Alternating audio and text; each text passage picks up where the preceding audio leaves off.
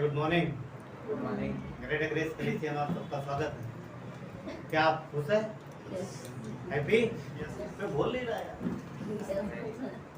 हाँ बोलने का यस को था, सिर्फ यस को था। चलिए हम सब खुश हैं।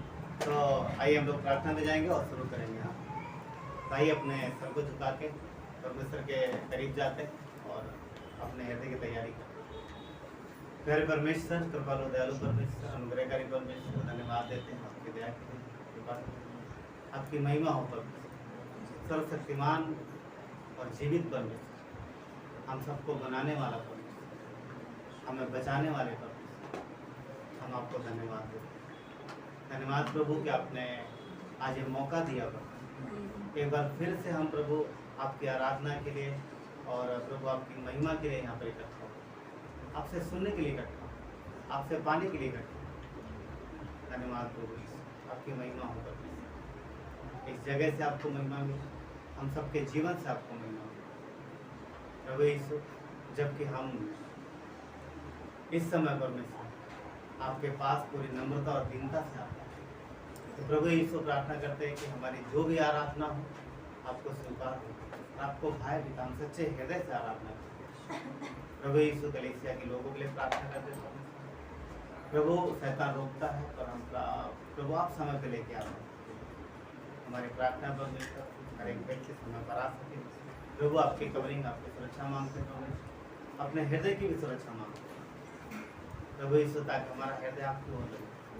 हम अपने कानों को आप बोलते हैं परमेश्वर आपके लिए, आपसे सुनने के लिए धन्यवाद देते हैं। ये देह आपके परमेश्वर, एक कलीसिया आपके सामर्थ्य कार्य प्रभु यहाँ पे प्रकट हो, क्योंकि आप अपने बच्चों से प्यार करते हो और उनके जीवन में अपने प्रेजेंस को प्रभु प्रकट करते हो। धन्यवाद प्रभु पिता परमेश्वर, प्रभु यीशु पिता प्रार्थना करते हैं हर एक चीज़ में आपकी अगुवाई रहे, आपकी आत्मा की उपस्थिति मांगते हैं, आपकी उपस्थिति मांगते हैं। धन्यवाद दे, आगे के समय को आपके हाथों में सौंप।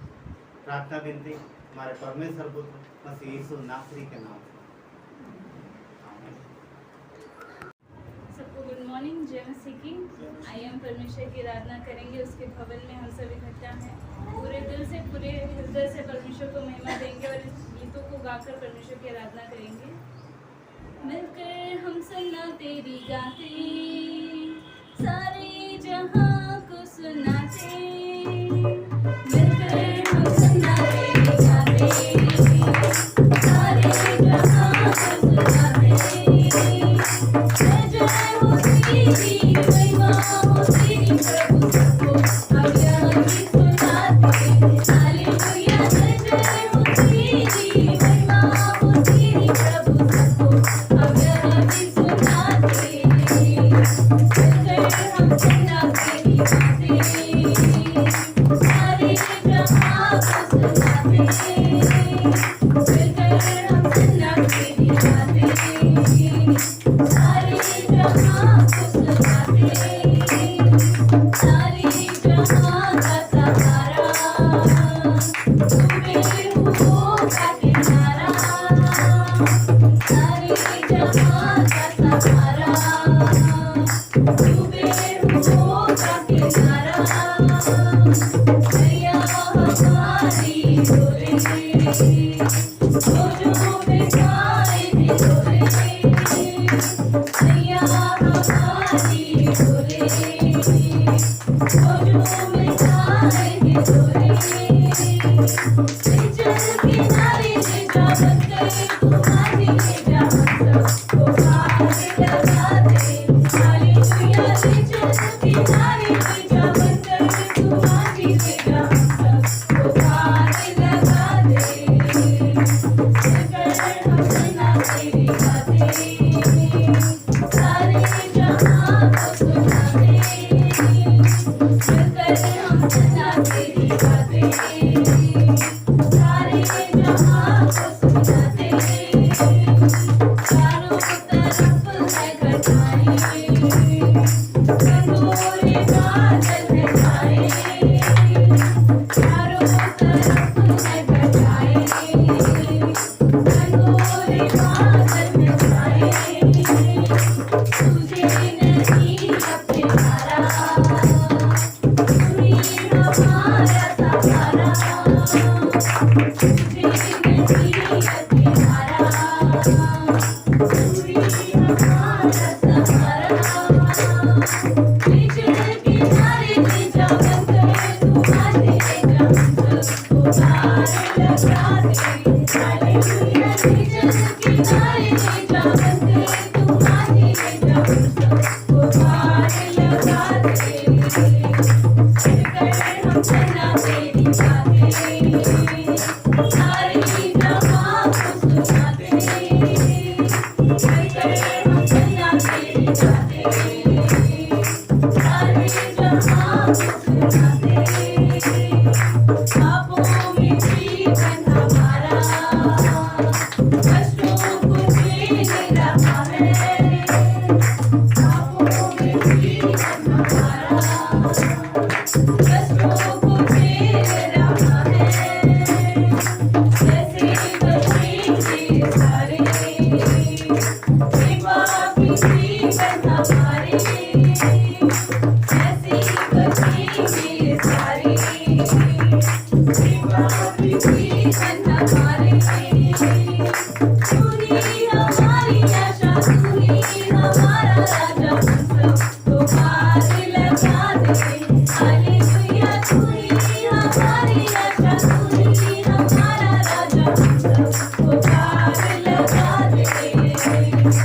मिलकर हम सना तेरी बातें, सारे जहां को सुनाते। मिलकर हम सना तेरी बातें, सारे जहां को सुनाते। जिंदगी मेरी बदल गई, जब से मसीह को पाया है। खिल गई है कलियां नई, यीशु बहार लाया है।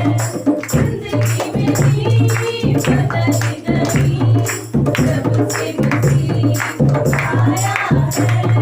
खिल गई है कलियां नई, यीशु बहार लाया है।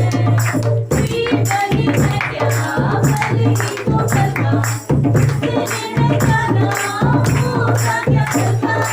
जीवन है क्या भल ही तो करता, जिसने है जाना होगा क्या करता।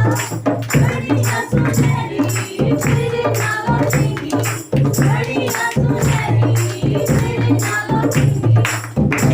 और जीवन को लाया है, जिंदगी मेरी बदल गई, जब से मसीह को पाया है। खिल गई है कलियां नई, यीशु बहार लाया है। जीवन की रोटी और अमृत जल को, कैसे भरपूरी से देता वो हमको। जीवन की रोटी और अमृत जल को, कैसे भरपूरी से देता वो हमको। प्रभु बहाकर बाप हमारा, प्रभु बहाकर बाप हमारा। प्यारे प्रभु ने उठाया है, जिंदगी मेरी बदल गई, जब से मसीह को पाया है। खिल गई है कलियां नई, यीशु बहार लाया है। हाथ में हमारी धड़कन रहेगा, कदम तक बढ़ाए हाथ उठाएगा। हाथ में हमारे वो धड़कन रहेगा, कदम तक बढ़ाए हाथ उठाएगा। भटके हुओं को राह दिखाने, भटके हुओं को राह दिखाने, इस धरती पर वो आया है। जिंदगी मेरी बदल गई, जब से मसीह को पाया है। खिल गई है कलियां नई, यीशु बहार लाया है। जिंदगी मेरी बदल गई, जब से मसीह को पाया है।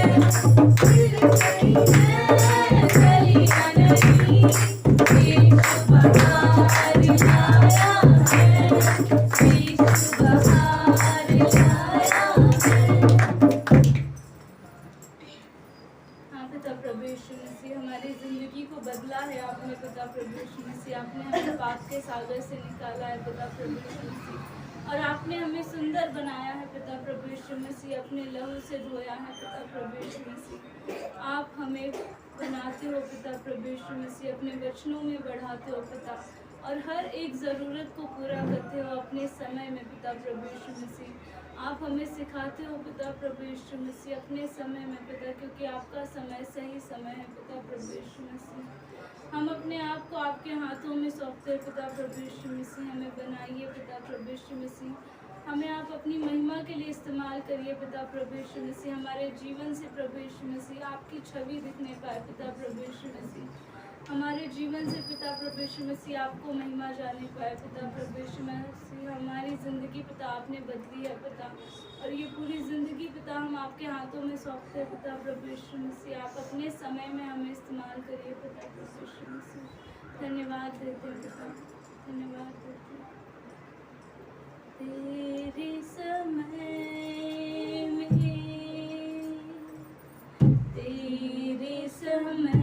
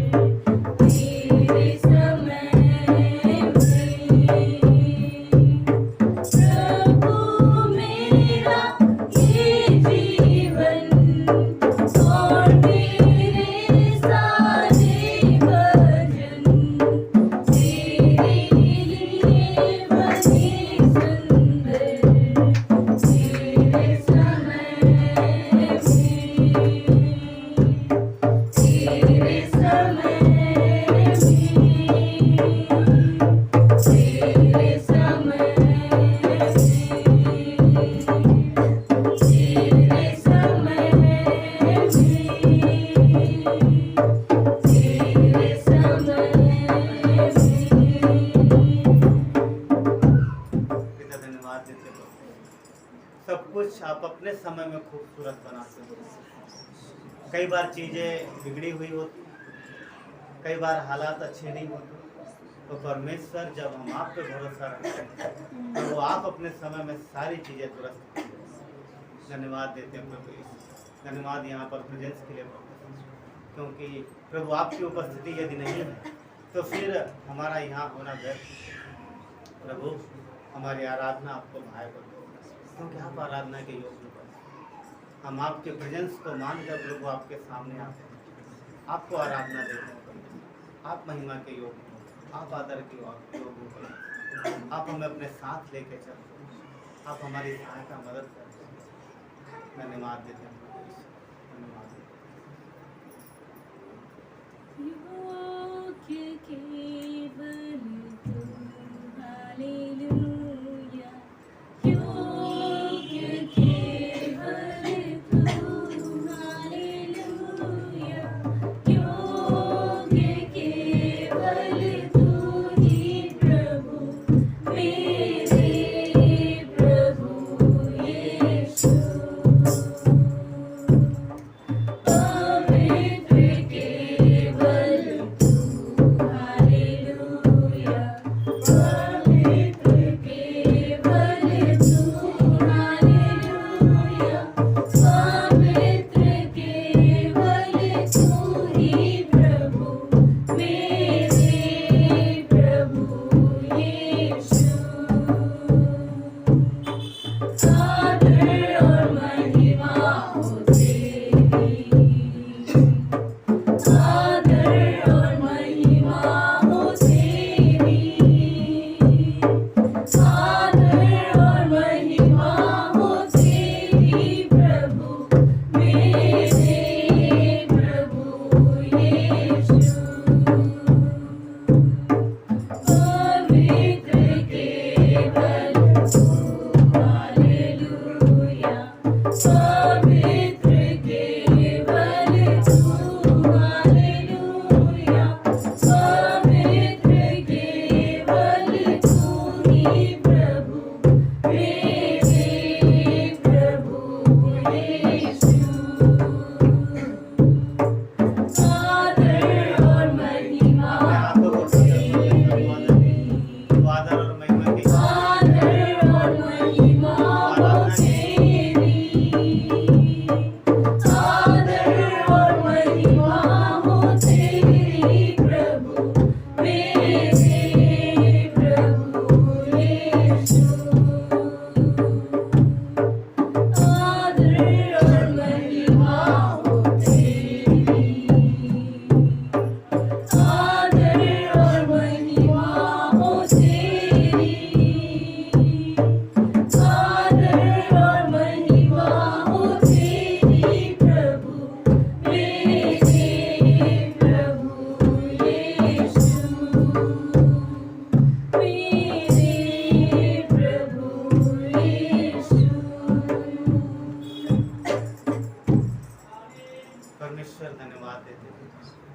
धन्यवाद आपके प्रेम के लिए, धन्यवाद आपकी कृपा के लिए, धन्यवाद आपके दया के लिए, धन्यवाद और अनुग्रह आपने किया जो हम पर। धन्यवाद देते हैं, आपकी करुणा सदा की। धन्यवाद प्रभु कि आज हम यहाँ पर उपस्थित हैं। धन्यवाद प्रभु यीशु की परमेश्वर आपने मौका दिया। धन्यवाद देते हैं क्योंकि आपकी ओर से परमेश्वर, हमारी ओर से नहीं। प्रभु आप हमारे जीवन के हर एक हालात को देखते हैं।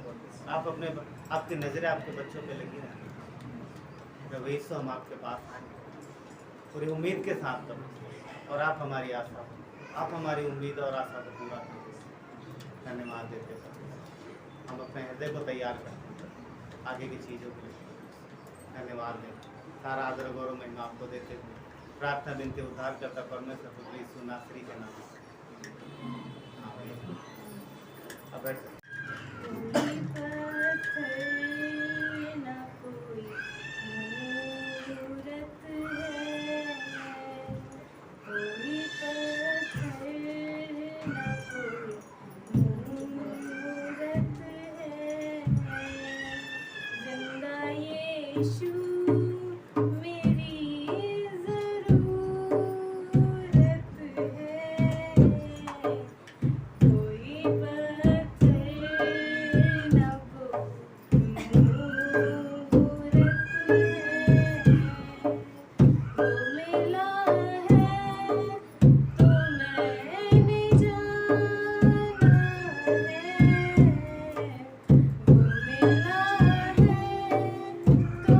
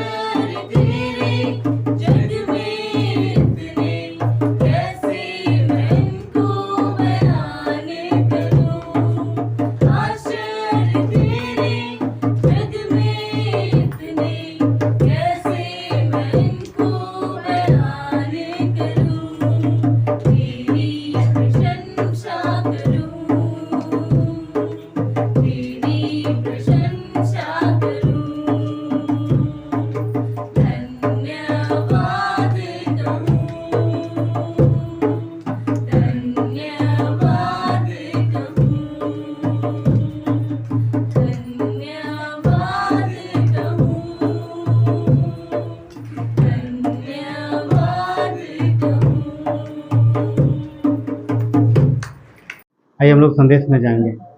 परमेश्वर अपने बच्चों से प्यार करता है, और यदि आप उससे प्रेम करते हैं तो आपको भी परमेश्वर के प्रेम का प्रत्युत्तर देना चाहिए। ठीक है, हम लोग यिर्मयाह का 29 का 11 पढ़ेंगे।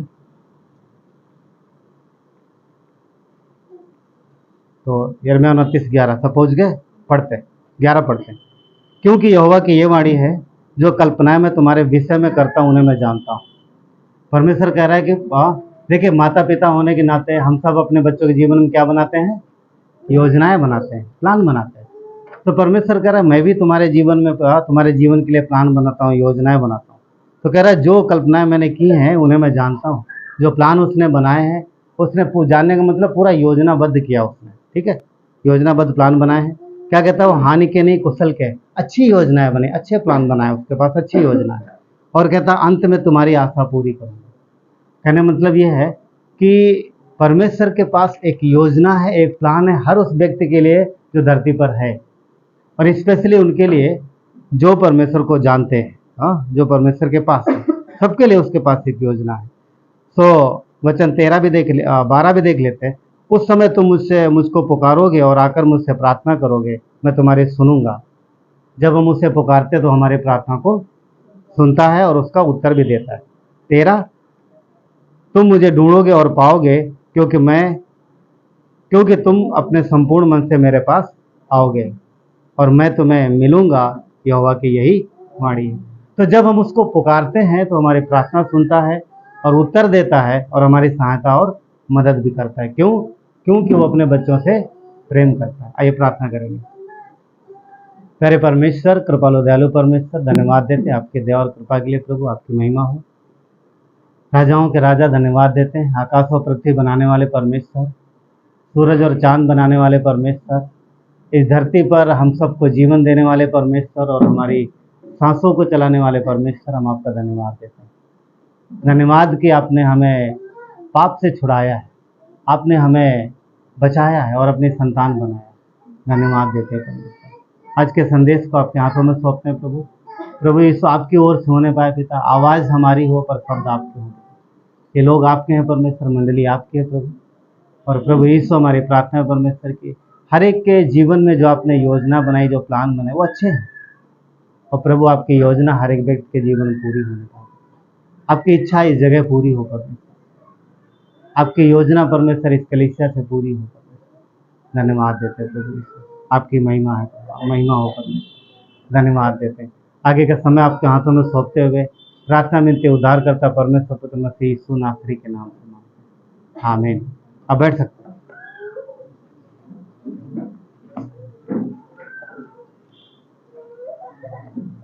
अच्छा समय है। परमेश्वर अपने बच्चों से प्यार करता है। परमेश्वर जो स्वर्ग में है और हम लोग धरती पर हैं, पर धरती पर रह के हम उसके प्रेम को जान सकते हैं, उसके प्रेम को समझ सकते हैं। उसके पास उसका जो प्रेम है वो पिता का प्रेम है, पिता का प्रेम है। और परमेश्वर अपने बच्चों को संभालता है और प्रेम करता है। पहला यूहन्ना के 4:8 में इस प्रकार लिखा है, कहता है कि जो प्रेम नहीं रखता वो परमेश्वर को नहीं जानता, क्योंकि परमेश्वर प्रेम है। प्रेम, हम एक दूसरे से प्रेम करते हैं, आपस में रहते हैं, समाज में प्रेम करते हैं, पिता पुत्र में प्रेम होता है और गहरा प्रेम होता है। तो परमेश्वर का प्रेम पिता का प्रेम है जो अपने बच्चों से प्रेम करता है। इसीलिए आजकल थोड़ा कम मिलता है। नहीं, पहले देखते होंगे कि गाड़ियों के पीछे लिखा रहता, ट्रक में कभी कभी देखा कि परमेश्वर प्रेम है या प्रेम परमेश्वर है। प्रेम परमेश्वर, अक्सर ये लिखा रहता था, प्रेम ही परमेश्वर। ऐसा कभी देखा किसी लोगों ने? पहले लिखा मिलता था ना। मगर वचन कहता है कि परमेश्वर प्रेम। इसका मीनिंग ये देखिए, परमेश्वर की एक शख्सियत है, वो है और उसका गुण है प्रेम करना। जैसे पिता है, हमारे पिता हैं और उनका प्रेम हमारे लिए, मतलब पिता अलग है और प्रेम क्या? उनका गुण है, उनका स्वभाव है। तो परमेश्वर है और उसका गुण है, उसका स्वभाव है जो हमसे प्रेम रखता है।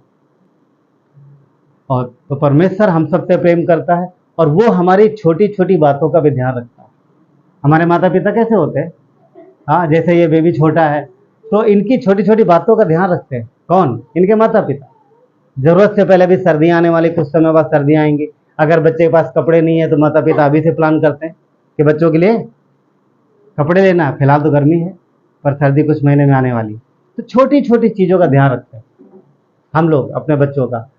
तो परमेश्वर भी इसी तरीके से अपने बच्चों की छोटी छोटी चीजों का ध्यान रखता है। मगर फर्क पता क्या होता है, हमें अपने आप को उसको देना है, यानी काम करने देना है। अगर छोटे बच्चे को कपड़ा पहनाया जा रहा है, ना पहने तो हम लोग क्या करते हैं, हाथ वाथ पकड़ पहना ही देते, रोज चाहे जो मर्जी करे, क्योंकि उनके लिए जरूरी है। पर जब बच्चे बड़े हो जाते हैं तब माता पिता बोलेंगे ये वाला ना पहनो, ये वाला पहनो, तो वो अपनी मन का करते, नहीं हमें यही पहनना है। तो जब बड़े हो जाते हैं तो हम उनके सुनते नहीं, और इसलिए उसकी इच्छा कई बार हमारे जीवन में पूरी नहीं होती। तो हम जब बड़े हो जाते हैं तो इसी तरीके से परमेश्वर की बात भी नहीं ध्यान देते। अरे छोड़ो ना, कौन परमेश्वर, कहाँ का परमेश्वर, पर वो है हमारा पिता है, वो छोटी छोटी बातों को ध्यान रखता है। सुनो, एक स्त्री थी, एक परिवार था, और परमेश्वर से बहुत प्यार करता, बहुत प्यार करता। तो पति जॉब पे गया, एक दिन की बात है, और पत्नी ने प्लान किया कि अपने पति की मनपसंद चीज बनाएगी, ठीक। और उसके पति को खीर बहुत पसंद थी। क्या पसंद था? खीर बहुत पसंद थी। तो उसने बढ़िया खीर बनाया और खीर बना के रखा, रख दिया। और ऊपर फ्लोर में कुछ काम होगा, ऊपर वाले मंजिल पे, तो वो कुछ काम करने चली गई। खीर बना के साइड में रख दी, गर्म थी, बाद में फ्रिज में रखेगी जैसा करके, और उधर जाके भूल गई। मतलब काम में बिजी हो गई, उसको याद नहीं रहा कि नीचे खीर भी है। शायद उससे लगा खीर रख दी उसने, या फिर खीर ध्यान ही नहीं रहा उसे। अब खीर एक जानवर को पसंद है, किसको पसंद है? हाँ, तो खीर इधर रखी है भगोने में, खुली रखी है, क्योंकि हीट की वजह से बंद, ठंडी होने के लिए रखा उसने। वो ऊपर काम करे, ध्यान नहीं दे पाई, भूल गई। और एक बिल्ली बड़े प्यार से धीरे धीरे खीर की तरफ बढ़ना शुरू कर रही। उसे याद नहीं, भूल गई कि खीर नीचे रखा है। और कुछ खास दिन होगा, स्पेशल कुछ खास दिन होगा, पति का आने का टाइम हो रहा, सरप्राइज के लिए उसने खीर बनाया था कि बना कर। बिल्ली खीर की तरफ बढ़ रही है, वो काम में व्यस्त है, मगर उसे पता नहीं है कि क्या होने जा रहा है। पर परमेश्वर देख रहा है कितने प्यार से बनाया है इसने, और ये बिल्ली खाने वाली। उसको एक आवाज सुनाई पड़ी, तेरी खीर बिल्ली खाने वाली। फिर उसको याद, अच्छा खीर, अब कहाँ, एक कान में आवाज पड़ी, खीर, तेरी खीर की ओर बिल्ली बढ़ रही है। और वो फटाफट याद आ गया उसको, फटाफट गई और देखा बिल्ली उधर।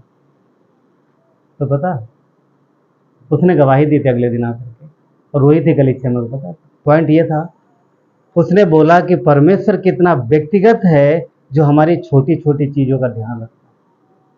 वो पिता का प्रेम है।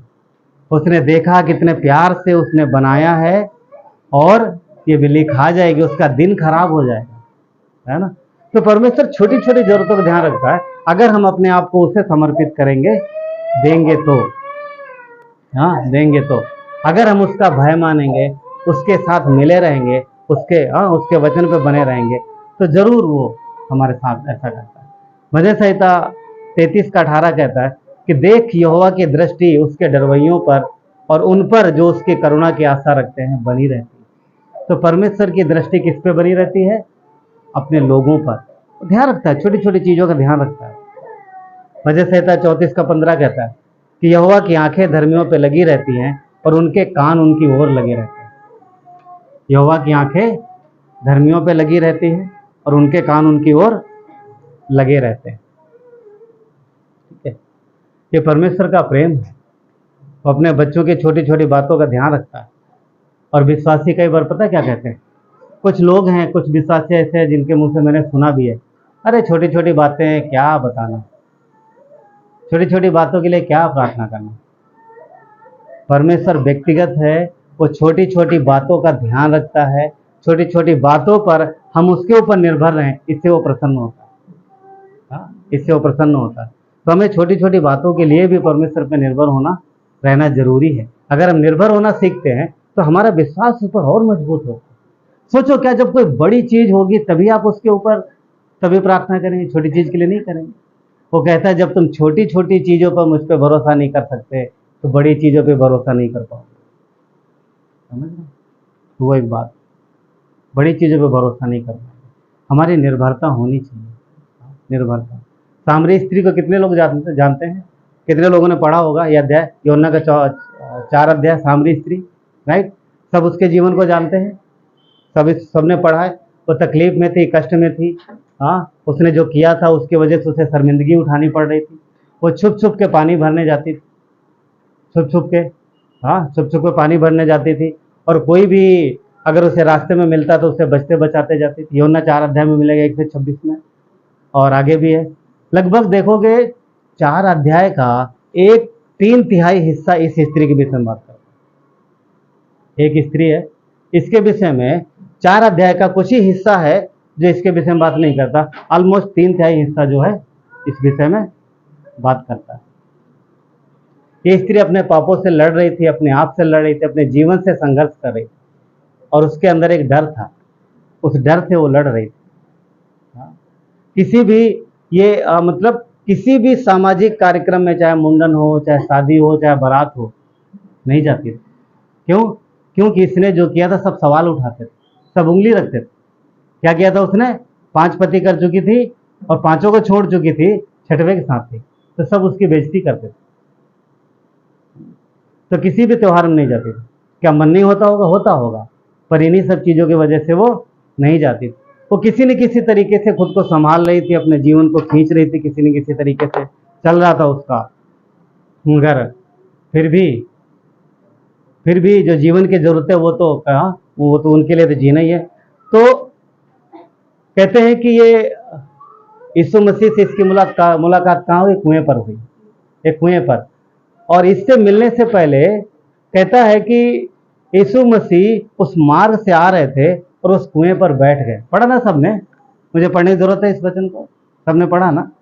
यीशु मसीह उस कुएं पर बैठ गए, और वचन ले कहता है कि कुएं पर इसलिए बैठ गए क्योंकि वो थक गए थे। लिखा है 4 अध्याय वचन 6 में पढ़ोगे आप, यूहन्ना का 4 अध्याय वचन 6, उसमें लिखता है कि वो थक गए, थकान की वजह से यीशु उस कुएं पर बैठ गए। मगर उसके पहले वचन 4 में कहता है, यूहन्ना का 4 वचन 4 कहता है कि उसे उस रास्ते से होके जाना जरूरी था। सुनना ध्यान से, उस रास्ते से यीशु को जाना जरूरी था उसे उस रास्ते से जाना। क्यों जरूरी था? अभी पता चलेगा। अब गया और उसे थकान महसूस हुई, वो बैठ गया।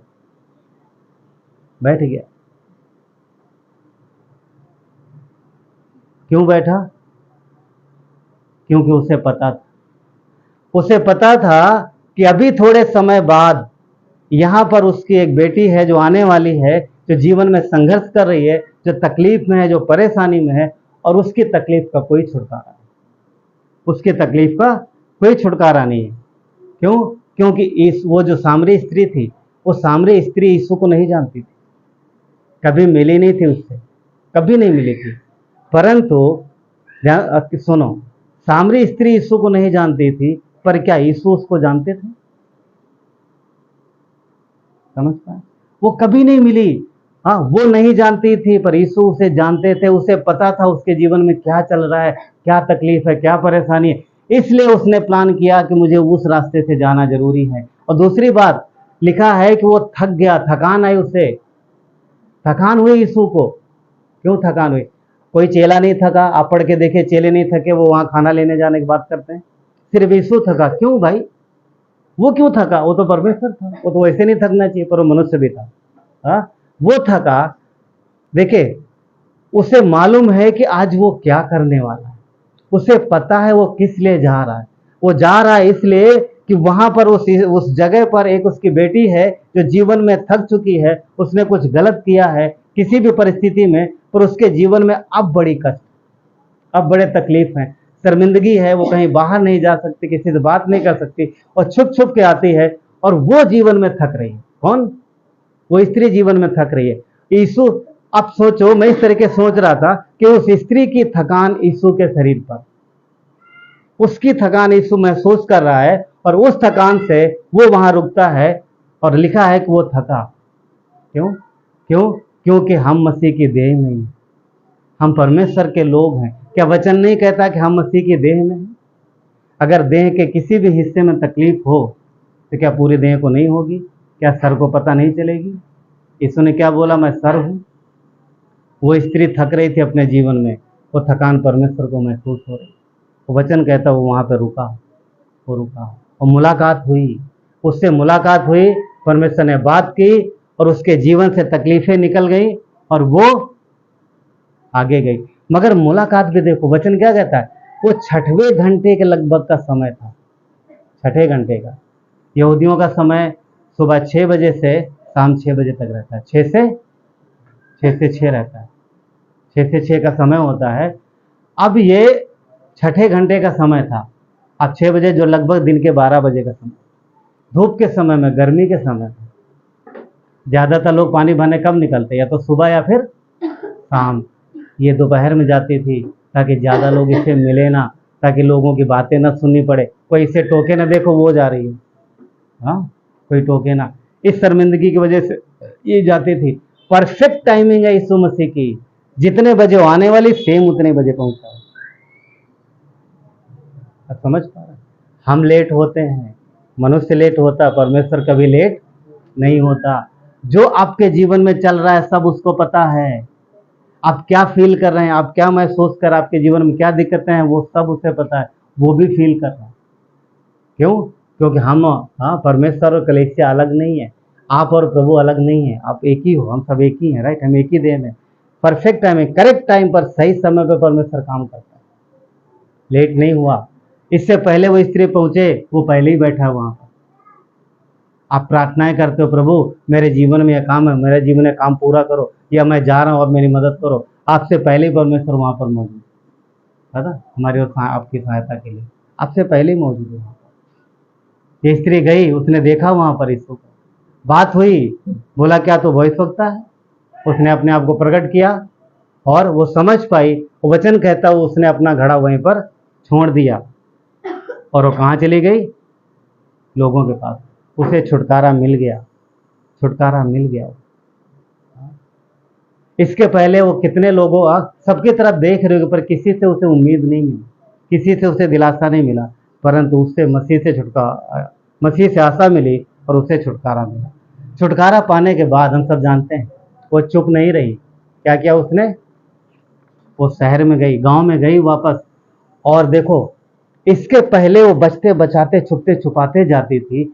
अब जाने के बाद में वो हर घर का दरवाजा खटखटा रही है, हर घर का दरवाजा खटखटा रही, निकलो बाहर आओ, मैंने जो किया है, मेरे जीवन में जो हुआ है, मुझे किसी ने बता दी, मुझे मसीह मिल गया, आओ। इसके पहले मैंने ऐसा व्यक्ति कभी नहीं देखा।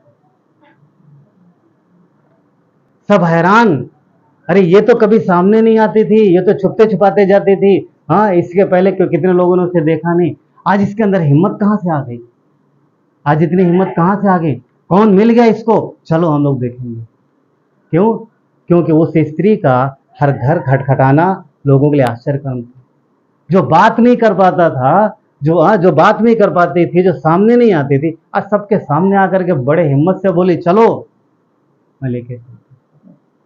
पहले उसका जीवन तकलीफ में था, कष्ट में था, दर्द में था, पर मसीह से मिलने के बाद में उसे छुटकारा मिला। उसने विजय हासिल की अपने डर पर, अपने तकलीफ पर, अपने दर्द पर।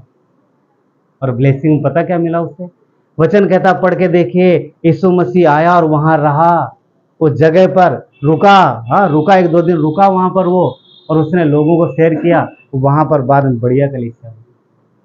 जो मैं सोच रहा था कुछ इस तरीके से कि जो स्त्री सामने आ नहीं पाती थी, आज वही स्त्री कलीसिया की मुख्य स्त्री बनी होगी। क्यों? क्योंकि उसके जितने लोग हैं उसी के द्वारा आए, उसी के गवाही से आए। सामरिया में, आप समझ पा रहे? जितने लोग प्रभु विश्वास लाए होंगे उसी के गवाही के द्वारा वो पहली स्त्री बनी जिसने यीशु से बात किया। और जितने लोग बैठे उसके, सोचो ना क्या ब्लेसिंग थी। कुछ समय पहले घर में छुप कर बैठे, आज सभा में मुख्य स्थान पर बैठे। मुख्य स्थान में मतलब मुख्य स्त्रियों में मुख्य हो गई। वो परमेश्वर है जो छुटकारा देता है। तकलीफ, डर, दर्द निकाल के उसने आनंद और शांति, जॉय का जीवन दिया, आनंद का जीवन दिया। वो परमेश्वर है। मगर इसके लिए क्या था? इसके लिए करना क्या था? हमें जानना है, हमें समझना है उसके प्रेम को। जब वो बुलाए, जब वो कुछ कहे तो उसे सुनना है, समझना है। हाँ, उसने बातचीत की, उसने तर्क किया ताकि संतुष्टि मिल सके। परमेश्वर ने काम किया उसके जीवन में। उसने हराया शैतान को जो उसे रोक रहा, जो उसे रोक रहा। शैतान हमेशा जाल बिछाता है, विश्वासियों के जीवन में हमेशा जाल बिछाता है, रुकावटें लेके आता है ताकि लोग परमेश्वर के पास ना आ सके, ताकि परमेश्वर का कार्य उनके जीवन में ना हो सके। सुनो, एक घटना और बताता हूँ, एक घटना के विषय में और बात करते हैं, बताते हैं, ठीक है। इजराइल को जानते कितने लोग, कितने, सबको पता है इजराइल आज भी धरती पर है, पता है ना, आज भी है। तो इजराइल में एक बार लड़ाई चल रही थी, ठीक है, सुनिए ध्यान से ना। इजराइल में एक बार लड़ाई चल रही थी और लड़ाई में सुन रहे ना, तो कुछ सैनिकों को एक खास जगह पे जाना था जहां पर दुश्मन का अटैक होने वाला था, जहां आने वाले थे। इनको टाइम पर पहुंचना था, अगर ये टाइम पर नहीं पहुंचे तो उस जगह पर दुश्मन कब्जा कर लेंगे, ठीक। और दुश्मनों को भी पता था कि सैनिक, इजरायली आर्मी वहां पर आएगी जरूर।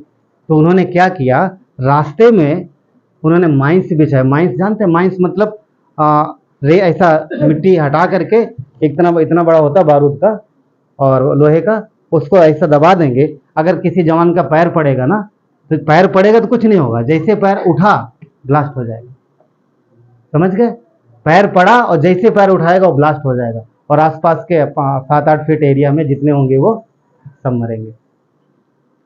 तो इनको भी पता थे कि हो सकता है चीजें हो, तो इनके पास एक माइंस डिटेक्टर होता है जो पकड़ने वाला, तो ऐसे मतलब लगाएंगे तो आवाज करेगा, यहाँ पर माइंस है। तो ये लोग जा रहे हैं और जा रहे, जाते जाते ऐसे हाथ में आगे लगाए, तुरंत आवाज आने लगी। जहां उस जगह पहुंचे जहां माइंस बिछे थे, आवाज आने लगी उसमें से, तो ये लोग रुक गए। अब रुक गए तो एक सैनिक ने ऐसे किया, मिट्टी से निकाला, एक माइंस निकाला, फिर आगे बढ़े, फिर माइंस, मतलब बिछे थे चारों तरफ। बिछे मतलब एक एक माइंस को निकाल निकाल के ऐसे से जाने में इनको बहुत समय लग जाता, और तब तक वो लोग आके कैप्चर कर लेते जगह को, कवर कर लेते। अब ये देख, टाइम घड़ी देख रहे हैं कि अभी पहुंचना जल्दी है और यहाँ माइंस के आगे जा नहीं सकते, जाएंगे तो सब मारे जाएंगे, क्या करेंगे। तो वो जितने जवान थे सब वहीं घुटने पे बैठे, उन्होंने प्रार्थना की, परमेश्वर मेरी मदद करो, हमें वहाँ पहुँचना है, हमें वहाँ पहुँचना है। उसके बाद पता क्या हुआ, ये घुटने पे थे, उसके बाद पता क्या हुआ, एक आंधी आई, जोर से आंधी आई, और उसने जितनी मिट्टी सब दबे थे ना, वो आंधी आई और सारी मिट्टी उड़ा दी। किसके, जो उन दुश्मनों ने छुपा छुपा के रखे थे माइंस, साफ दिखने लग गए, सब क्लियर दिखने लग गए। अब इनको वहां हटाने की जरूरत नहीं, बस पैर बचा बचा के निकल गए। आप समझ पा रहे हो, वो परमेश्वर है, वो परमेश्वर है जो छुटकारा देता है, वो परमेश्वर है जो मुश्किलों में मदद और सहायता करता है। क्यों? क्योंकि उसकी योजनाएं भली हैं और उसकी योजनाएं बड़ी हैं। यिर्मयाह में उसने क्या बोला, मैं जो प्लान बनाता हूँ, मैं जो योजनाएं मैंने तुम्हारे लिए की हैं वो अच्छी हैं, बस सिर्फ इतना है कि तुम मेरी ओर देखते रहो, मेरी ओर देखते रहो, मेरी ओर ताकते रहो, निराश मत हो। वो निराश हो सकते थे, क्या निराश होने का समय था जवानों? हो सकते थे। कैसे निकालें, कितनी इतने सारे माइंस कैसे निकालें, कैसे पहुंचेंगे हम लोग, निराश हो सकते हैं। निराशा बड़ी आसानी से आ सकती है, शैतान आपके दिमाग में डाल सकता है कुछ नहीं होने वाला, अब आपसे कुछ नहीं होने वाला, वो भी कुछ नहीं कर पाएगा। इतने सारे हैं, इतने सारी कठिन रास्ता कैसे जा पाओगे, इतनी बड़ी मुसीबत कैसे निकल पाओगे, नहीं होगा। तो निराशा आसानी से आ सकती है, मगर ध्यान रखना जो हमारा परमेश्वर है उससे सब हो सकता है। मनुष्य से नहीं हो सकता परंतु परमेश्वर से हो सकता है, उसके लिए कुछ भी असंभव नहीं। इसलिए निराश मत होना, क्योंकि मसीह लोग कभी निराश नहीं होते। क्यों? क्योंकि उनका परमेश्वर जीवित है और वो सुनता है हमारी प्रार्थना। एक व्यक्ति था, काफ़ी निराश हो गया था अपनी लाइफ में, काफ़ी निराश हो गया था। घर के तकलीफ थी, घर में कलेश, और बिजनेस की वजह से, काम की वजह से बहुत निराश हो गया। एक दिन उसके पत्नी और बच्चे घर पे नहीं थे, कोई नहीं था घर पे, और अकेला था। घर में बैठा था, निराशा उसके जीवन में थी, बहुत बहुत निराश हो गया था, बहुत दुखी था। और उसने सोचा कि अभी तो मैं इन सब चीज़ों से बाहर नहीं निकल सकता, कुछ भी करके मैं इन चीज़ों से बाहर नहीं निकल पाऊंगा। और अगर मैं जीवित रहा तो मेरे तो इस वजह से मेरा परिवार और सबको दिक्कत होगी, परेशानी हो सकती। तो उसने योजनाएं बनाई कि मैं अपने आप को ख़त्म कर लूँगा उसी दिन। और उसने प्लान किया और उसने अपने आप को सोचा कि वो लटक जाएगा, फांसी लगा लेगा। सब तैयारी कर ली और जैसे वो फंदा डाल के गले में लटकने जा रहा था, तभी घंटी बजी बाहर घर की, किसी ने डोरबेल बजा दी। जब डोरबेल बजा दी उस वाला कोई आ गया, अफकोर्स कोई आ गया। उसने सोचा शायद पड़ोस की हो, वो पड़ोस की हो नहीं सकती कि उसकी घंटी थी। थोड़ी देर रुका, फिर बजी और 2-3 बार लगातार बजी। तो उसने बोला ये काम बाद में करेंगे, पहले देख लेते कौन, क्योंकि अभी तो ये हो नहीं सकता। हाँ, अभी थोड़ा सा कोई आ गया घर पे तो इसको बाद में करेंगे। तो उसने वो सब खोला वोला, हटा भी दिया, खोल दिया वहाँ से जल्दी। कोई घर पे आके देखा तू मरने जा रहा क्या, तो साइड किया और दरवाज़ा खोला। एक 20-22 साल का लड़का था, उसके पास पहुंचा। वो बोला यीशु मसीह आपसे प्रेम करता है। बोला कौन यीशु मसीह? बोला क्या मैं अंदर आ सकता हूँ? बोला आओ। अकेले निराश था वो, अंदर आया, बात किया, बैठा, बात किया, बताया कि परमेश्वर कितना प्रेम करता है और आपके जीवन में आपकी मदद करना चाहता है। उसने सुना और जाना और समझा, और उसका उसी समय उसने परमेश्वर को प्रेम को जाना, मरना स्थगित किया, प्रभु को जाना, और धीरे धीरे परमेश्वर ने उसे सारी तकलीफों से बाहर निकाल दिया और अच्छा लाइफ किया। तो पॉइंट बोलने का ये है कि वो छोटी छोटी बातों का ध्यान रखता है, उसकी टाइमिंग भी परफेक्ट होती। अगर वो व्यक्ति 5 मिनट लेट हो जाता तो फिर डोरवेल ही बजती खाली करके, दरवाज़ा नहीं खुलता, है ना। मगर परमेश्वर एकदम करेक्ट टाइम पे जाता है, इसलिए कभी परेशान और निराश होने की जरूरत नहीं। अरे इतना समय हो गया, कब, हाँ कब चंगाई मिलेगी, कब मेरा ये काम होगा, कब कब कब प्रभु। एक भजन भी है ना शायद, कब तक खुदा मेरे, हाँ कब तक, राइट। तो परमेश्वर इस क्या वचन, परमेश्वर इंसान नहीं है जो लेट लपेट हो जाए। ट्रेन जाने के बाद पहुंचे, ट्रेन निकल गई तब हम पहुंचे, अरे लेट हो गया, एक्सक्यूज नहीं है उसके पास, आता बहुत दूर से। हम लोग सोच सकते हैं अरे स्वर्ग कितनी दूर, परमेश्वर को आने में टाइम लगेगा।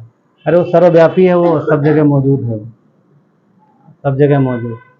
लूका 10 में 10 कोड़ी तो याद है, लूका 10 अध्याय में पढ़ा किसी ने? लूका 10 अध्याय, हाँ चलिए थोड़ी देर के लिए लूका 10 बोलते, लूका 17 अध्याय 10 कोड़ी, लूका 17 अध्याय में फटाफट जाएंगे।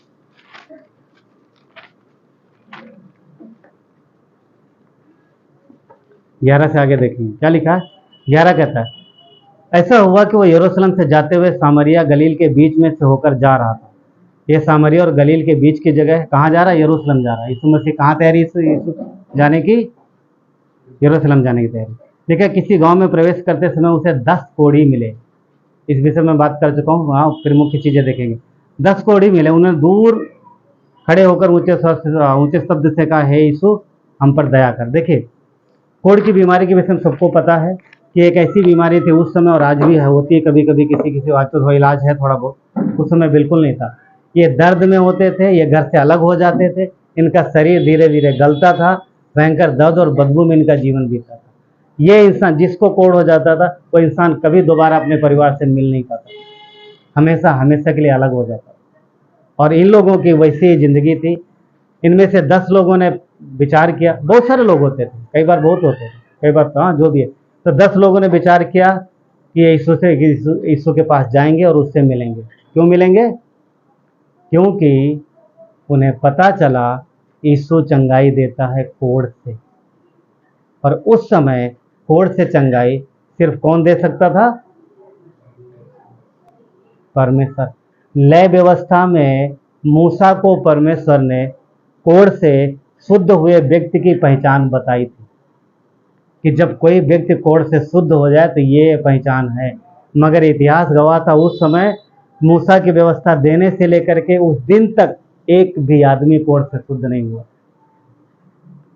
कोई नहीं शुद्ध हुआ।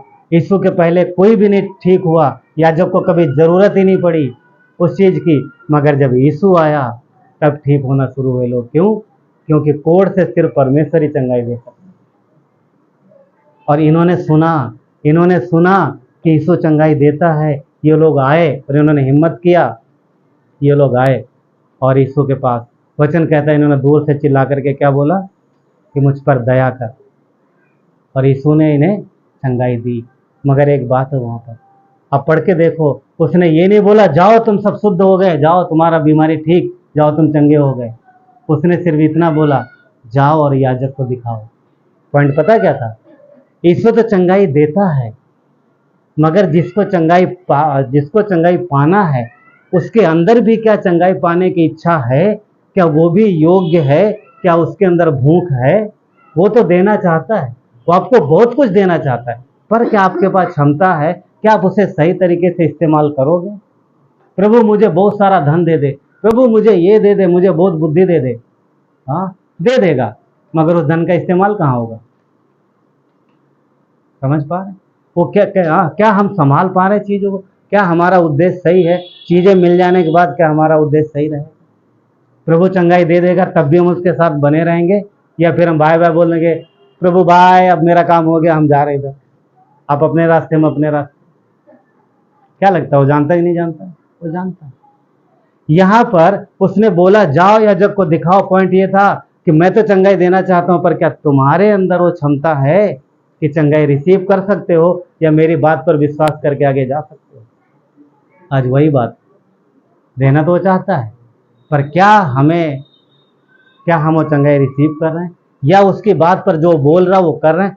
उनको जो आज्ञा दी यीशु ने, जाओ याजक को दिखाओ, मीनिंग ये था कि अगर तुम मुझ पर विश्वास करते हो तो मेरी बात को मानो और जाओ ये करो। अगर ये करोगे तो जीवन में होगा। आज भी वही एक बात, अगर हम विश्वास करते हैं तो परमेश्वर जो कहता है, अगर हम विश्वास से करते हैं तो हमारे जीवन में होगा, नहीं होगा। कई सारे लोग, पता क्या होता है, कई सारे लोग बड़े फैमिलियर हो जाते हैं, अगर परमेश्वर कोई काम देता है तो फिर उस तरीके से नहीं लेते जैसे कि परमेश्वर ने दिया है। कोई बात अगर कह रहा परमेश्वर यहाँ वचन से, तो हमको ये इस तरीके से लेना है कि परमेश्वर बोल रहा है। आप व्यक्ति को समझ में मत लो, व्यक्ति को समझ के तब बदलाव होगा। फैमिलियर नहीं होना है परमेश्वर के साथ। अरे पास्टर जी रोज मिलते रहते हैं, अक्सर तो मिलते रहते हैं, नहीं मिलते हैं, पर अगर परमेश्वर बोल रहा तो आप करो, क्योंकि डायरेक्ट तो आकाशवाणी नहीं आएगी उधर। कई बार हम लोग ऐसा उम्मीद करते हैं कि जब हम बैठेंगे परमेश्वर डायरेक्ट प्रकट होकर बात करेगा, वो टाइम खत्म। अब वो वचन से बात करता है, संदेश से बात करता है, अपने दास से बात करता है। सीरियस लो उन चीज़ों को। उन्होंने सीरियस लिया, उन 10 ने सीरियस लिया बात को और गए। हम सब जानते हैं उनके जीवन में क्या हुआ। चंगाई मिली, ऑफकोर्स मिली, सबके सब ठीक हो गए। क्यों? क्योंकि उन्होंने उस बात पर भरोसा किया। परिस्थिति विकट थी, उनकी विषम परिस्थिति थी, उनकी ऐसी बीमारी थी जो धरती पर कोई इलाज नहीं था। कि आज भी ऐसी बीमारियां होती हैं। क्या परमेश्वर चंगाई देता है? ऑफकोर्स देता है। कई सारे मैंने लोगों से, एक व्यक्ति था जो सांता क्रूज कलेसिया में, सुनील उनका नाम है, वो कैंसर हुआ था उनको, और वो बेड पे पड़े हुए थे। उस कैंसर हॉस्पिटल में एक वार्ड बनाया है डॉक्टरों ने उन लोगों के लिए जो अब वो नहीं बचेंगे। मतलब उनका जो कैंसर इतना बढ़ गया है कि बस वो थोड़े दिन बाद जाने वाले हैं। तो औपचारिक दवाई उन्हें देते रहते हैं, दर्द वगैरह दवाई देते रहते हैं, पर उनको एक तरफ बना दिया है, जो मरेगा उसको साइड करेंगे। तो वो उन लोगों के लिए है जो घर नहीं ले जाते, या फिर जो मतलब उस तरीके के। तो ये व्यक्ति भी वहीं पर था, इसको भी उधर ही कर दिया। और ज़्यादा एज नहीं था, मेरे ख्याल से 40 से कम ही होगा उस समय, अब शायद हो 40, उस समय 30 के अंदर ही होगी उसकी उम्र। और साइड में पड़ा है, घर वाले हैं, गरीब हैं, रोज मतलब काम धाम करते हैं, उतना एफोर्ड नहीं कर पा रहे। वो चुपचाप अपनी मौत का इंतजार कर रहा है। डॉक्टर ने बोला कुछ नहीं हो सकता तुम्हारा, क्योंकि तुम्हारा कैंसर बहुत मतलब उस स्टेज पे पहुंच गया। तो कुछ लड़के लोग हॉस्पिटल में विजिट करने जाते थे, लोगों से मिलने जाते थे, मरीजों से मिलते थे, उनके लिए प्रार्थना करते थे, उनको यीशु का प्रेम संदेश देते थे। तो एक दिन घूमते घूमते बोला उस तरफ क्या है, किसी ने बोला कि उधर तो वो जाने वाले लोग, मतलब ठीक नहीं होने वाले। तो यंग ही सब, हाँ, सब लड़के लोग थे यंग। तो उन्हें बोला चलो हम लोग उधर भी जाएंगे। तो उधर गए, उन्होंने लोगों को ऐसा जो परिचय थे वो दिया और सबको बोला यीशु मसीह आपसे प्यार प्यार करता है, यदि आप विश्वास करो तो आपको ठीक कर सकता है। क्या फर्क पड़ता है, डॉक्टर ने बोला मर जाओगे, आप बच नहीं सकते। ठीक है, डॉक्टर ने बोला ना, पर वो बचा सकता है। तो ऐसा ही इसको भी बोला, पर्चा दिया, बोला कि परमेश्वर आपको चंगाई दे सकता है यदि आप विश्वास करोगे तो। उसने पर्चा ले लिया, पढ़ा, उसके सामने बोला हाँ पढ़ा, और उसने उस लड़के ने उसके लिए प्रार्थना की और इसके बाद चले गए। अगले हफ्ते फिर आए, फिर उससे मिले, फिर उसको प्रेम दिया, चले गए। फिर अगले हफ्ते आए तो वो बंदा वहाँ नहीं था, वो लड़का वहाँ पे नहीं था। इनको लगा मर गया, इनको लगा मर गया, क्योंकि मरने ही वाले थे ना वहाँ पर सब। तो पूछा अगल बगल वाले से, अरे ये कहाँ गया, मर गया क्या? तो बोलते मरा नहीं, जब से तुम लोग 2 बार आए हो, तुम्हारे जाने के बाद में इसके बाद में कुछ हुआ इसके जीवन में, इसके शरीर में धीरे धीरे ठीक होने लगा। तो डॉक्टर ने देखा इसके अंदर तो बदलाव हो रहा, उसको लेके गए इलाज के लिए। तो ये बोले कहाँ लेके गए, बताते वहाँ गए। ये लोग वहाँ गए जहाँ पर इसका इलाज चल रहा था। पता किया, मिले, और वो आदमी पता क्या बोलता है, अब मैं ठीक हो सकता हूँ। डॉक्टर बोल रहा है कि अब तुम ठीक हो जाओगे, तुम्हारे अंदर कुछ हुआ है, तुम्हारा जो कैंसर की बीमारी थी ऐसे घट के इतने लेवल में आ गए कि अभी तुम ठीक हो सकते हो। ठीक हो गया। हम लोग मिले, वो बता रहा था इधर उसका जो सर में बाल नहीं है क्योंकि कुछ तो हुआ था। बोला था कि 1 लीटर जो पानी वाला बोतल होता जो वेस्लेरी, पूरा पानी उसके सर के अंदर जाता, ऐसा पूरा बोतल इतना खाली हो गया। पता नहीं कहाँ से मांस निकाल के भरा, इधर कैसा करके करता। आज वो प्रेज करता है, वर्शिप करता है, प्रभु से बोलता है, वो परमेश्वर है जो, हाँ, उसके लिए कुछ भी असंभव नहीं है। क्या कोड, क्या कुछ भी असंभव नहीं है, पर हमें परमेश्वर की ओर देखना। हम कई बार इधर उधर देखते हैं, हाँ, कई बार इधर उधर देखते हैं। वो 10 के 10 ठीक हो गए, मगर लौट के कौन आया उसके पास? यीशु ने सवाल किया, क्या 10 के 10 ठीक नहीं हुए? तो मेरे पास कितने लौट के आए? 1, बाकी 9 कहाँ है? कलीसिया में भी ऐसे ही होते हैं, कलीसिया भी ऐसे होती। ध्यान रखना, परमेश्वर दिल की बात जानता है, हाँ, दिल की जानता है। उसे पता है कितने ठीक होने के बाद उसके साथ बने रहेंगे और कितने ठीक होने के बाद बाय बाय बोल देंगे। सिर्फ इस कलीसिया के बाद में, हर कलीसिया में ऐसा होता है। तो परमेश्वर का अनुग्रह देखो, उसने सिर्फ उसको नहीं ठीक किया जो लौट के आने वाला। मुझे एक बात बताओ, ठीक करने से पहले क्या उसे पता नहीं था कि ये 9 लौट के नहीं आएंगे? पता था या नहीं पता था? फिर भी उसने ठीक किया। पर क्या आए वो? नहीं आए। पर सवाल है कि आना चाहिए था? क्या बोलते आप लोग? आना चाहिए था। जब हम डॉक्टर को धन्यवाद दे के आते हैं, कोई भी मुझे मेरी मदद करता, हम उनको धन्यवाद देते हैं, जब भी मिलते हैं उनका एहसान मानते हैं। तो जो उसने जीवन बचाया, कोढ़ से मर रहे थे, नई जिंदगी दी, कभी अपनों को देख नहीं पाते, कभी मिल नहीं पाते, अब उनको एक अच्छी लाइफ दी, मुड़ के दोबारा धन्यवाद देने भी नहीं है। ये मनुष्य का हृदय है, तो परमेश्वर का हृदय, ये जानते हुए भी कि ये ठीक होने के बाद मुंह फेर लेंगे, कभी मेरे पास नहीं आएंगे, फिर भी उसने चंगाई दी। ये परमेश्वर का प्रेम, ये परमेश्वर का प्रेम। तो क्या हमें ऐसा होना चाहिए, एहसान फरामोश? प्रभु बस एक बार आप चंगाई दे दो, फिर देखो मैं क्या करता हूँ, मैं कभी नहीं आऊंगा आपके पास, है ना? ऐसा हृदय है इंसान का, पर नहीं, हमें परमेश्वर के साथ बने रहना। क्यों? क्योंकि हम नहीं जानते अगली बीमारी कब आने वाली है ना। हम कई बार ऐसे हो जाते, बच्चों के जैसे हो जाते, खिलौना मिल गया बस हम छोड़ेंगे नहीं, अरे ये मेरे लिए बहुत अच्छा। वो बोलते हैं इसको छोड़, नहीं नहीं मैं नहीं छोड़ूंगा, अरे छोड़ दे। एक लड़की थी, सुनो, एक लड़की थी, उससे बिल्ली बहुत प्यारी थी। यूरोप की कहानी है। बिल्ली बहुत प्यारी थी, जीवित बिल्ली, मरी बिल्ली नहीं, जिन बिल्ली प्यारी थी, बिल्ली पाली थी उसने। और यूथ ही लड़की थी, यूथ मतलब ज़्यादा एज की नहीं थी, यूथ। और अचानक उसकी बिल्ली मर गई, बिल्ली मर गई। अब मरी बिल्ली से भी तो, बिल्ली इतना प्यारी थी, वो बिल्ली को हाँ हाँ पकड़े, बिल्ली छोड़ नहीं रही, नहीं मेरी बिल्ली मेरी बिल्ली। मम्मी पापा बोलते रहे मर गई है छोड़ दे, नहीं मेरी बिल्ली। बाद में बदबू आने लगी, लास्ट में तो बदबू आएगी ना। सड़ के बिल्ली गिर गई, हाँ गिरने लगी, छोड़ी नहीं हो। मम्मी पापा बोले इसको छोड़, हम दूसरी ला के देंगे, एक नहीं 4 ला के देंगे, नहीं मेरी बिल्ली। कई बार पता क्या होता है, कई बार हम लोग ऐसे होते हैं, कुछ मिल गया, नहीं नहीं प्रभु बस हो गया, हम इतने में संतुष्ट।